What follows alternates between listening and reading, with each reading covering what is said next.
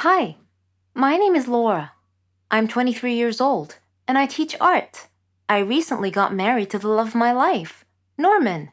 I considered him my friend, my brother, my son, and my husband. We loved to prank each other, even after we got married. For instance, one time I turned off all the lights in the apartment, dressed up as a monster, and scared the living daylights out of him when he came back from the store. Another time, he damaged my car. I put mayonnaise on his toast. I did worry sometimes that our jokes might go too far. I mean, he did get really mad at me once. He stopped talking to me for 2 days, even though I apologized profusely many times. After that, our pranks sort of stopped. I figured our pranking days were over. About a month later, I returned home to find a letter on the floor. I opened it and read it. If you don't pay us 100,000 by Friday, we will kill Norman. I smiled. Norman was pranking me again.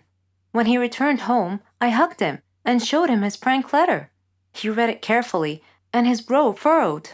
He appeared seriously frightened and swore that this was not part of any prank. He told me that we needed to leave town as soon as possible. I asked him why, and he told me that before he married me, he had stolen a gold statue from a motorcycle gang.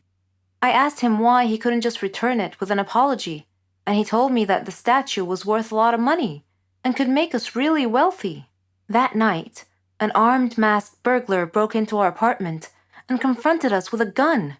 He said to Norman, "Hello, Norman, long time no see. You need to choose between the statue or your wife. Choose now." Norman was hesitant. Then he steadfastly said, "I can't give up the statue. Take my wife." The masked man turned towards me. He pointed the gun at me in a threatening manner. I was frantic. I was staring at Norman in shock. Suddenly, the masked man ripped off his mask. It was Keanu, Norman's brother. Norman sat down, laughing so hard he could hardly stop to breathe. Between laughs, he said, "This is payback for the last prank of yours. I was so mad at him that day, but it's all right. He doesn't know what I have planned for him."